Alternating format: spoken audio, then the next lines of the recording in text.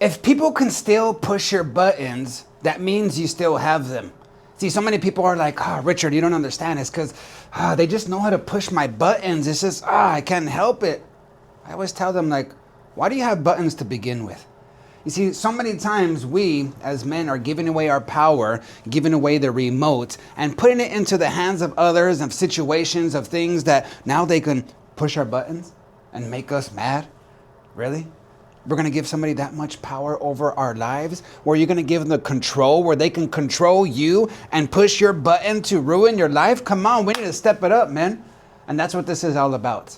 You see, there's so many men that they're angry and they're not sure why. And look, men, you don't have an anger problem. I promise you.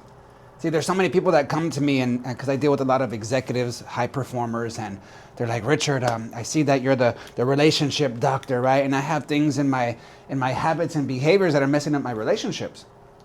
And a big common one is anger. That's ruining, dividing relationships, and not just partner relationships, but relationships with your kids, relationships with your clients, relationships with your team, right? So the anger is ruining people's lives, but it's not the problem. It's a symptom of the problem. You don't have an anger problem. You have buttons, right? And people keep pressing them. So how do we deal with that? So I'm going to give you a whole formula, a structure, a method of how you can heal, how you can get rid of these freaking buttons and take back the control so that way this anger is not messing up your life. And it could be something so simple as, one comment, boom. A certain tone that triggers you, right? Or just any small thing, and all of a sudden, what happens? Boom, you begin to explode. Come on. And a lot of people come to me, they're like, Richard, do you have a anger management class? And I'm like, yeah, sure. I deal with anger management, right? And this is what I do. I've done it for many times. And then they come, they pay for a program that I can help them with their anger, right? And then the first thing I tell them is like, I have to be honest with you. I know you want an anger management, but I don't believe in it. And they're like, what? What do you mean you don't believe in it? That's what I paid you for this program for. You said you had an anger management program. I'm like, yes, I told you that because I didn't want to explain everything, but I don't really believe in anger management. Why would I teach you how to manage something that is ruining your lives? Why? No, let's not manage it. Let's freaking kill it. Let's get rid of it. Let's remove these buttons, not learn how to manage it. You see what I'm saying? But here's the thing. Look, if you can be pushed, if your buttons can be pushed, that means it's still there, so we need to deal with it. And you don't need to deal with the anger. This is where a lot of people have a problem. They're focusing on the anger as the problem. And if that's not the problem, and you keep focusing there, what's going to happen? It's going to discourage you. It's going to be like, man, I guess this is just how I am. If my dad was this way, my dad's dad, this is a generational curse. I can't help it. So then you start, justifying it, being like, well, it's just how I am. And if you can't take it, then it's just, you can't handle me. I'm just being honest, right? Like we have all these different excuses, justifications, right, and reasons why our anger is okay, but it's not. You need to heal something underneath. The Bible talks about anger not being all bad. Like, yeah, we're all emotional. We can have anger. Anger is not, the Bible says, be angry and do not sin, right? So it says be angry. You're going to be angry, but don't allow that anger, those buttons to be pushed for you to do things that are outside of your character, outside of your values. That's what I'm talking about. See, that means that this anger that you keep making the problem, that anger is not your enemy. It's a sign. It's a sign of something else. It's a signal telling you, hey, there's a problem, but this is not the problem. The problem is in here. And that's what we talk about here in Men Exposed. I'm Richard Martinez. I'm the relationship doctor. I'm the people builder. And I realize that a lot of the things, that the habits, behaviors, addictions, all these things are not the real problems. So here on this channel with myself, we talk about things that we as men really go through. Not theories, not blaming, but real pressure, real pain, real things that we go through and stuff that people don't really talk about, maybe in therapy, but I'm not going to sit here and ask you, how does that make you feel? Right? Although I will encourage that sometimes, but it's not just about us dwelling on how we feel. It's about why do I keep doing this and how can I heal it? Because most of us were never taught how to handle emotions. I know I wasn't. I grew up in the ghetto. I grew up with a lot of toxic environments. So for me, it's like anger was a great tool to get people to do what you needed them to do. Right? I mean, that's just what I watched around. My dad was very abusive. Like, talk about anger. All right, this is why I learned so much about anger. And then I started to become my dad because I was like, I never want to be like my dad. And you will become what you behold. And so I started to become like my dad. I was like, oh, what am I doing? I needed to change things. And so I want to share with you what has helped me, this method, and has helped literally thousands of people around the world, because I've gone all over 25 nations and I've helped so many people with this very topic. And most of us were never taught how to do it. What were we taught? As, I don't know, for me, I was taught how to shut up or else, right? Shut up, work harder, and just freaking keep it together, and don't whine, don't cry. If it's not bleeding or broken, come on, suck it up. That's how we're taught. Yes, a lot of men. But when we stay quiet, when we just bury that pain, those things, it's not going away. We're burying it alive, and it's toxic inside of us, and those are the things that become the buttons. It's kind of like behind every buried issue and wound, those things become your buttons. Okay, so now all of a sudden we're just waiting for somebody just to press it, and then it reveals, whether it's through anger or through some other reaction that you have. We all have our own. Right now we're talking about anger, right? And then all of a sudden this shows how we're facing those wounds, right? So let's go over, let's get really clear. Why are you angry? So many people are angry and they're not sure why. Anger it's not random. It's not just who you are. I'm telling you, it's a signal, it's an alert that there's something in your heart, in your soul. And I'm going to tell you what this is. What is your soul? You have a soul wound, a wound in your soul. And that's what these signals, the anger, all these reactions, these behaviors that you shouldn't be doing, but you keep freaking doing. Those things that you keep doing, you're like, I know I shouldn't do that, but why do I keep doing that? Or the things that you should be doing and you don't do it. Or you do it for a short period of time and then you default to what you're doing before. This is all for a reason. This is all stuff that's going on in your soul. And in this episode, in this YouTube, I'm going to share exactly how, exactly why. I'm telling you, this is going to blow your mind. It's going to give you clarity in an area that you already knew was going on, but you couldn't put it into words.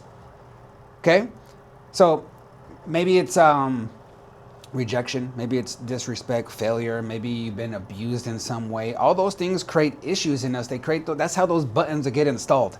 And this is not about us blaming our upbringing, blaming our parents, blaming my dad for hitting me, being abused. It's not about blaming, but it's about realizing where this programming came from, where these wounds came from, so that way I can take them out from the roots, because it's creating me to have these certain reactions that I know is not good for me.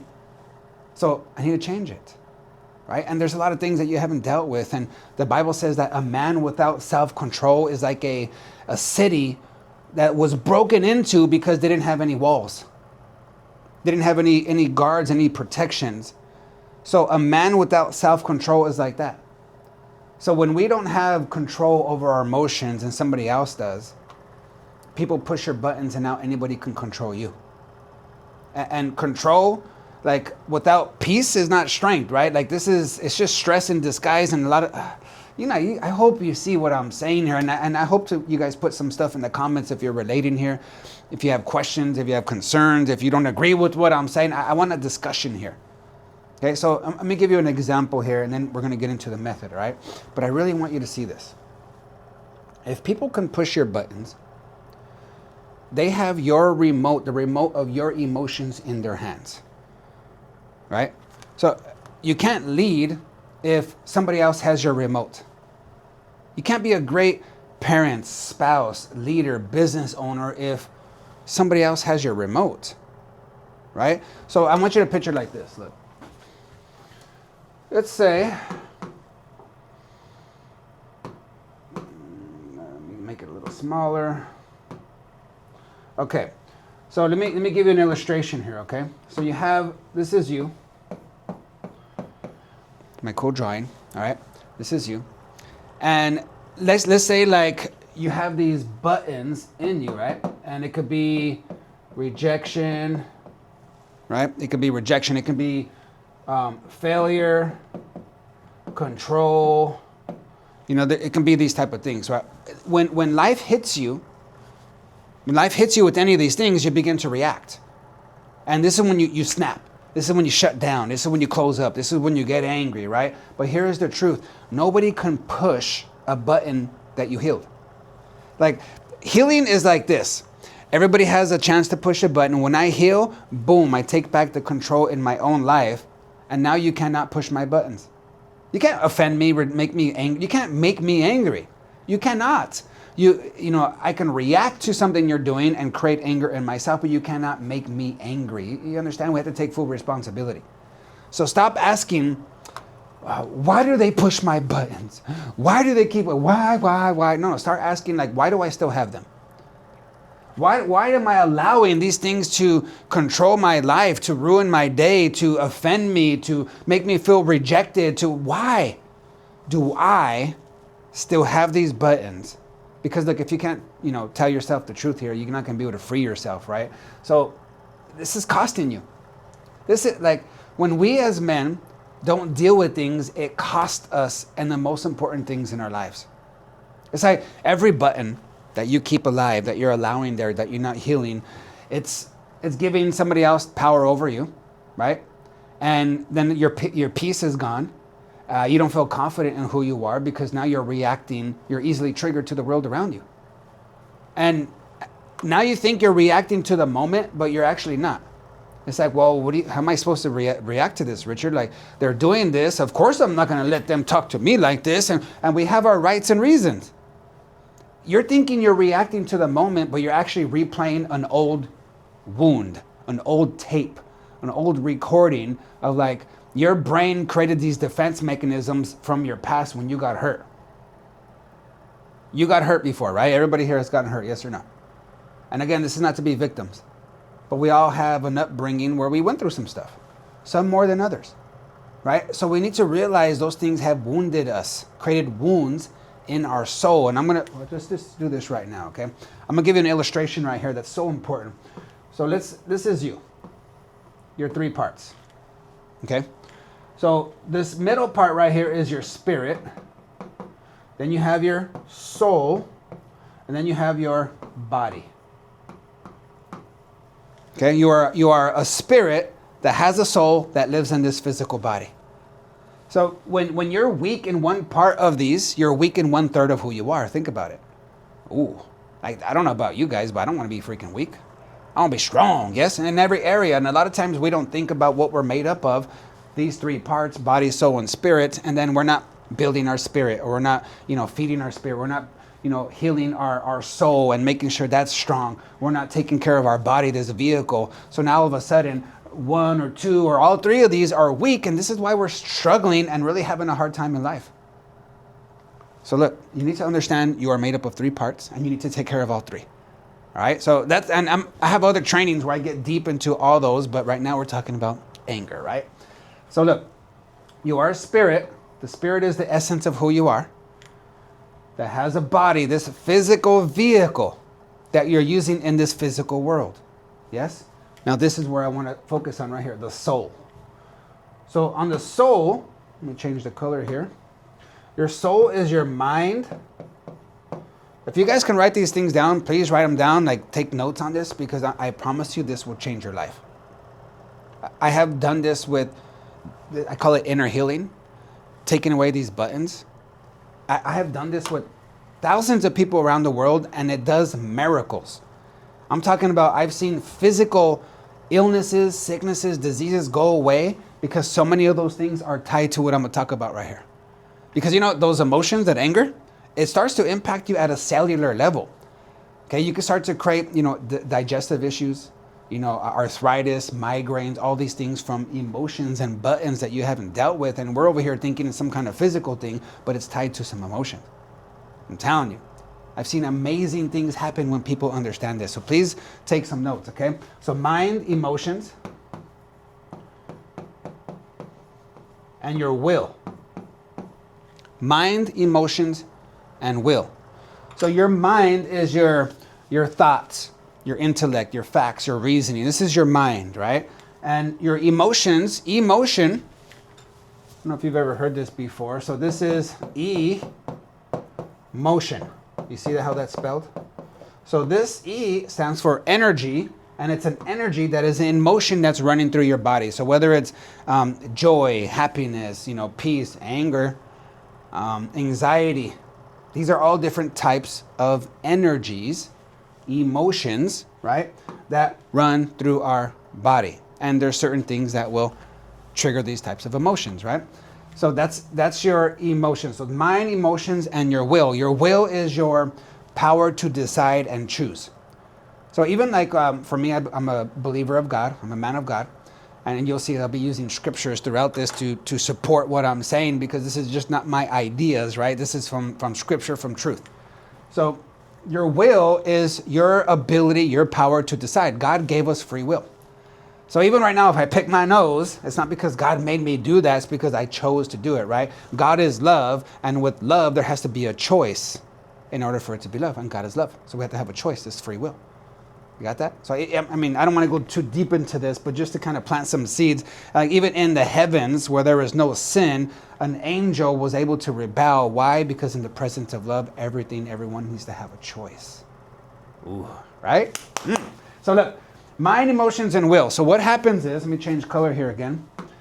So when we go through life, okay, it all starts in the womb, right? Like, your mom could be stressed around. That starts to begin to impact our programming, even as we're developing in the womb. Okay? I'm not going to go too far into that part. Now we're birth. And all this love that we had in this womb, this warmth, nourishment, protection, where we didn't have to do anything. We're just there chilling, getting all our nutrients, the love, the protection, the warmth, everything. Right now, 8-9 months later, we're pushed and pulled through this small canal where we see lights. It's cold. People cut the umbilical cord. People touching us. All this all this love was taken away from us.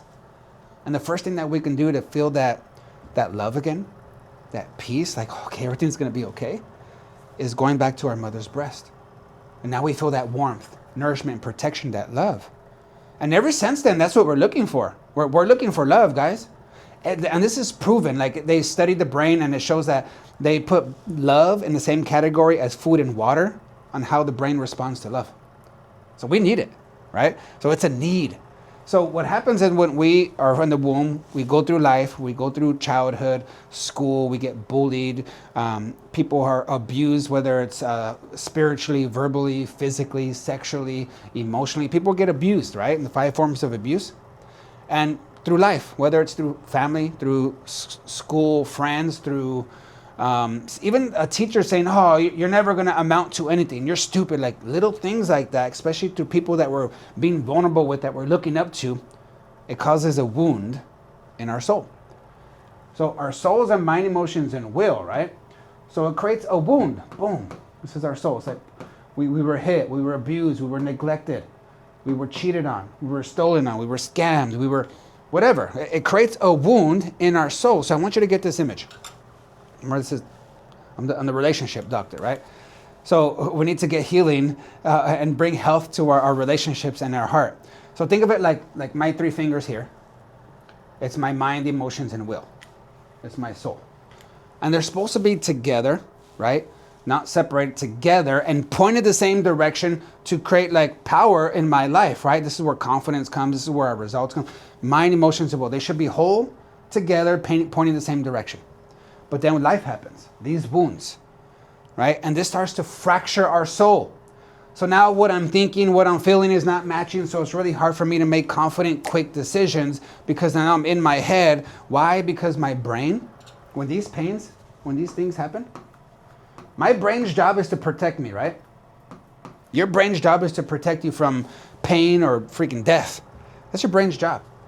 So when these things happen, you need to understand what your brain does. Your brain creates this defense mechanism, these strongholds, these things of like, man, how am I going to not allow this to happen to Richard again? Right? So it creates some defense mechanisms, and anger can be one. So anger is like really fear.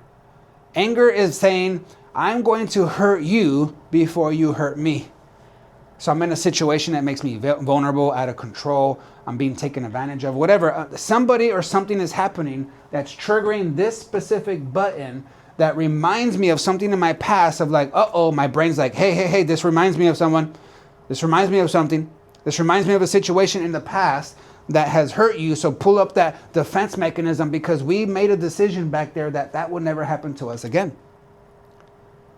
Right? So our brain creates these defenses. So now all of a sudden somebody triggers that button. Our brain is like alert, alert, alert. It reminds us of this. This is all happening subconsciously, right? Because something's touching our button. And it creates this emotion. Then all of a sudden we have these certain behaviors that we think is protecting us. We feel vulnerable. So all of a sudden we start to raise our voice. Be like, you're not going to do this. And you start hitting things and throwing things. Why? Because I feel scared. And if I raise and use anger, I'm hoping that it pushes you back and creates some distance. And I feel more in control. And now I feel safe again. Anger is just coming from fear of getting hurt again. You see, if I heal this, if I start to heal these wounds here, now all of a sudden I don't have triggers. I'm not trying to bite my tongue. I'm not trying to bite my lip when somebody is triggering me. They're like, and like I'm trying to grow and manage my anger, right? Anger management, where somebody's pushing my button and I'm just like, inside I'm like, you beep, beep, beep. Inside I'm like all these things, but outside I'm like holding it. And then they walk away. I'm like, oh, good, I did it. Wow, is that growing? Is that growth? Did you really like deal with it? That's what a lot of people do with anger management. Oh, let me take, deep breaths here, 10 deep breaths and walk away and do all these things. Like that's handling anger from the outside in, and it doesn't last. Real healing is when you heal these buttons. Now all of a sudden you're in a situation that used to trigger you. Like this person is doing something that used to trigger you. And you walk away from that situation, that conversation, and then it hits you. Like, wow, I can't believe I didn't react there. Whoa, like man, before I would have did this, I would have did that. Wow, see, that is real change. And that's what I'm gonna show you how to do right now. How do we heal this, Richard? How? Because again, every button you keep alive, every wound that you allow there, it's draining you, it's taking your peace, it's making you reactive, it's ruining your relationships, it's ruining your business, it's ruining your health, it's ruining you. See, the Bible says in Proverbs 4:23, above all else, guard your heart. Why? Because out of it, for everything you do flows from it. Out of it springs the issues of life. Life happens from this stuff that we have in our heart. Our inward reality will define and determine the outward reality. Are you seeing that? The Bible's telling us to guard your heart. We need to guard it and heal it and bring health and healing, because if you can't guard your heart, if you keep handling, if you don't, let me say it like this. If you don't guard your heart, if you don't heal your hearts, you're going to keep handing this remote to other people. So I hope this is hitting you guys so far and making sense. If it is, please put something in the comments. Don't stay with me here. Don't move somewhere else, because I'm about to give you the method. I'm about to show you how to remove these buttons for good. I'm telling you, this is miraculous. Are you guys ready? Yes. Put yes in there. Come on, put yes in there. Okay, it's actually 3 steps. 3 steps. Write these 3 steps down. Face it, erase it, and this is replace it. Let me make this longer. And replace it. Face it, erase it, replace it. This is how you remove the buttons. Okay, so let's go one by one. And as we're going through this, your brain's going to start firing off and thinking things. And I want you to do the steps with me as we're here. And a lot of you are going to get a huge breakthrough, a huge miracle, a huge healing that's going to truly change your life. I promise you. You guys ready? So grab a pen. If you guys can do this with me, write this down with me. That way you guys can do this exercise, okay? And if you can't, if you're driving or something right now, then do it in your head, come back later, write this down, because this is an exercise that I promise you it's going to really change your life. I know I keep saying that, but it really will. I've seen it over and over, right? So grab a pen if you can. This is what I want you to do or think about, okay? What are the top 3 things that trigger you? Top 3 triggers. What are they? Is it when somebody gives you a tone, when somebody gives you an expression, they talk to you in a certain way, when somebody does something, some habit or behavior, when they say something that they're going to do and they don't do it? It's like, what is it? when they lie, right? Top 3 things that trigger you. Write those things down. Now, what do you feel when those things happen? Well, I get angry, right? Now, I want you to think of those habits and those feelings right now. Okay, so stay with me here, because this is the really important part. I'm going to trigger your brain to pull something up right now that we really need to find. I'm going to trigger your brain right now to pull up the roots of your anger. You want to do that? Would you like to remove that main root that is ruining your life, that's always making you angry? We're going to remove it right now. But first we need to identify what is the root. So right now we're going to work from the outside in. So I want you to realize, okay, what are those things that trigger me? What gets me angry? What are those main things that make me angry and triggers me? Okay, and then what do I do? What are the behaviors and things that I do when I'm angry? Okay, you ready? Now I'm going to ask you a question. This is where I really want you to think. Let your brain pull up this information, because I know I'm going to trigger your brain, and our brain has memory and it wants you to heal. So when I trigger this, it's going to pull up a memory, an image, a visual. Okay, so don't fight it. Don't think you're making it up. This is really important. So I pray that God would bring up the specific thing right now, that God would do a miracle in your life when I ask you this question. That anger, that behavior, that feeling that you get when you lose it, when somebody pushes your button, where did that start? How old were you? When did that start? How old were you? What happened? See, right now, as I'm asking you that, your brain's going to start pulling up some memory of you in the past. Okay? Because this is where it all started. That memory right there that you just pulled up, that is the root. Okay? So I want you to think, where are you right now in that memory? Go into detail there. Okay? Because when you know the truth will set you free. Nothing's going to change until we tell ourselves the truth here. So go back to that memory. How old were you? What are you wearing in that situation right there? What are you wearing? What are you doing? Is there any sense that you smell? Any things that you hear? Music, background stuff? I want you to really be in that memory using all of your senses and see who else is there. What are they wearing? What is the situation? It's like you going right into that memory, however old you were, and just start to look around, see what you're wearing, so it becomes really real. Because this is where the root is. Something happened in that memory that created this wound in your soul. That is the button that keeps making you angry, that keeps ruining your life and all the relationships in it. See, every time you snap, you're not reacting to the moment, you're reacting to this memory right here. Okay, so are you still there? Now, what is the next step? So that is face it.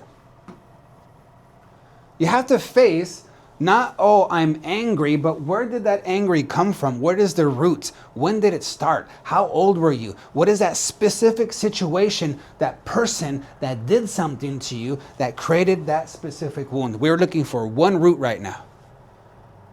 Are you there? Every button is tied to a memory, a person, a moment, a word, and we need to identify that right now in order for us to get to the next step. Okay? So the next step is what? We need to erase it.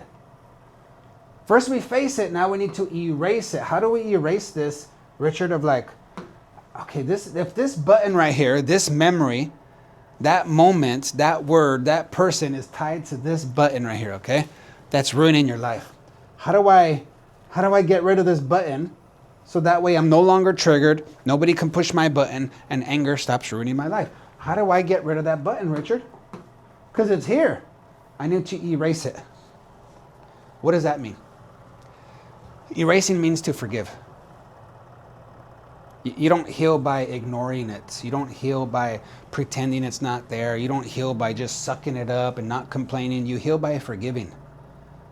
Forgiving is not weakness, it's self-control, it's power. It's saying, you don't get to rent space in my head anymore. You don't get to have any influence or any power over my life, over my future anymore. Forgiveness. And I've taken through people through this inner healing process. I've gotten all over Africa and India, Mexico, Ukraine. I've talked to some of the most poorest, broken people in the world. And some of the things that they have gone through, these stories, it's crazy. So sometimes when I say, okay, to this person that was raped or abused, like something very traumatic, right? And I get to this step right here and I start to say, okay, you want to heal from this? Do you want to get rid of this? They're like, yes. I'm like, okay, you need to forgive them. Woo! Sometimes me even just saying you need to forgive them, what does that do? It pushes that freaking button because the brain is like, what? Forgive them, and now the brain starts to feel vulnerable again of like, well, what's going to happen? It's going to happen again then? Does that mean I'm okay with it? Does that mean I need to go call and be friends with? No, that it means that you're going to be healed from it, so you no longer have to have that button, but our brain is going to go crazy. So when I say, hey, you need to forgive them, understand that it's for you. If you don't forgive them, you're going to stay a slave to that person. Anything that keeps overcoming you, that you become a slave to. And if we're constantly holding unforgiveness towards somebody and be like, well, I'll forgive, but I'll never forget. I'm telling you, they're having power over you. And a lot of this story that you're put in your brain, that person is not thinking about you. They don't care about you. Sometimes they're dead. And yet we have this whole thing in our brain, and that person is still controlling us, even though they're not in our lives, even though they might even be in the grave. They're still controlling us because we have this wound that we haven't healed from. So when I say forgive, just understand that this is you making a decision to no longer allow that person, that situation, that memory to have any control of your life. It's you deciding like, no more. Like, you know what? I forgive you.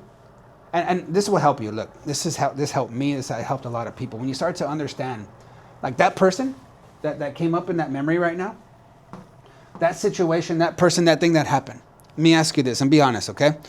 If that person knew who they were in God, if they had purpose in their life, if they had peace in their heart, if they had identity, if they had acceptance, if they had purpose, if they had love in their life, would they have done that to you? Probably not, right? See, broken people break others, hurt people hurt others. So and it doesn't give them right or reason, doesn't give them an excuse. I'm not saying that. But it gives our brain understanding, be like, oh, true. And a lot of times, like, their brokenness comes from their parents, and it's like a generational curse, and they were programmed that way, and not that it makes it okay again. But now it helps us to understand, like, wow, they are messed up. They're the one with the problem. I'm not going to allow their stuff to now ruin my life. It's like, it's deciding to forgive them because, like if it's kind of like hurting for them rather than because of them. When you have a very mature, godly perspective, I'm going to hurt for them, not be hurt from them, because I know that they're broken. I have purpose. I have clarity. I have a relationship with God. I have, acceptance in my life. And if I keep allowing this, I'm like dragging this freaking deadness on me. And it's that story. So forgive. And it's very simple. You just tell your brain, you're in that situation, in that memory again. Okay, go back to that memory.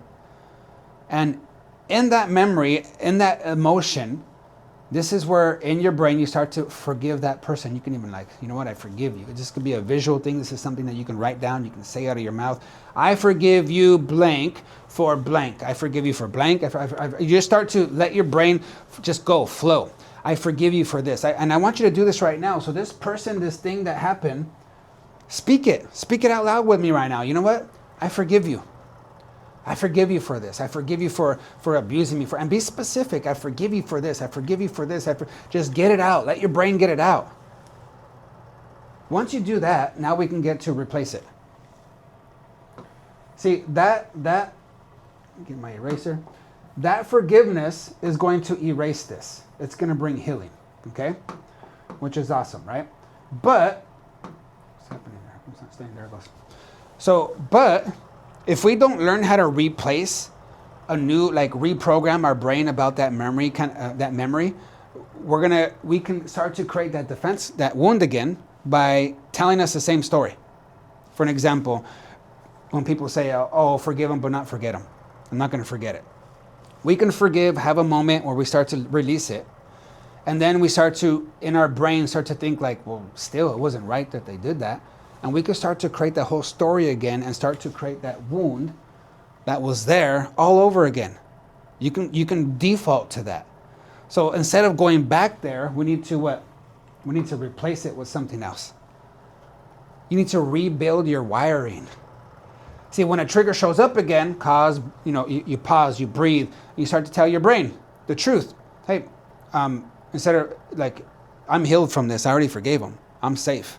I'm in control. Those people are not in control anymore. You start to tell your brain that. And so now instead of reacting, you're responding. Instead of attacking, you're communicating. Instead of defending yourself, you're being free.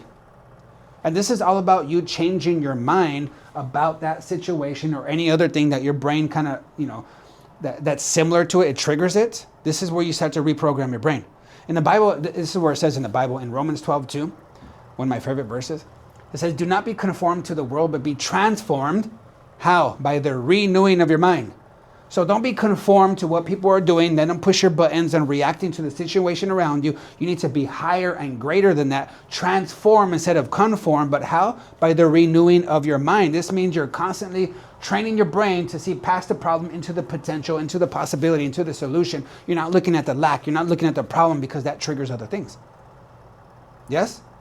So now you have to like erase those words. Remember, there's rejection. Now you're like, okay, I'm going to change it to peace, hope, love, power, confidence. I need to change my brain and reprogram it. That's the replacing it. You see that? That's how healing works. I'm telling you, I've done this with very, very deep wounds, very serious things, and this process brings breakthrough. This is how healing looks in real life. So listen, anger is not your enemy. That's not the problem. That's a symptom of the problem, right? And it's proof that you still care, so that's good, but it's trapped under pain. And a lot of times you've been blaming people for what? Pushing your buttons.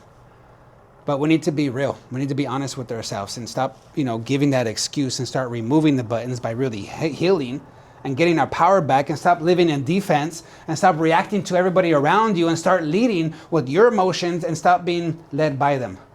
Start leading your emotions, not be led by them. How? You face it, you erase it, and you replace it. You face it, you forgive it, and you reprogram it. And this is where you start to get clear, focused, unshakable, unoffendable, unmovable. See, that same fire that used to mess up your relationships, now it's driving you for a purpose. Now it's driving you. That energy is being used for something else because remember, emotions are energy in motion. So now you're interrupting the negative ones, bringing good ones, powerful ones. What do you think that's going to do to your quality of life? This is what this does. So here's your challenge. I'm going to wrap it up with this, okay? Here's your challenge. Please put in comments too. I want to see your guys' comments here. Please share this with other people because I'm telling you this is game changing. Identify one button. You know that button that we're talking about? Like, I want you to get real breakthrough over that. Remove it, right? And then as you're doing it and you see those breakthroughs, please come back here and say, hey, button gone. Share a story of what happened, please. And it's going to show other people like, wow, this really works, because it does. Right? So this is what Men Exposed is about. I just launched this topics here because you'll see I talk about, sales, because I have multiple businesses. So I talk about sales, I talk about marketing, but I really want to focus on relationships, the relationship doctor. And this is what the Men Exposed is about. It's about real issues, real stuff that we go through as men.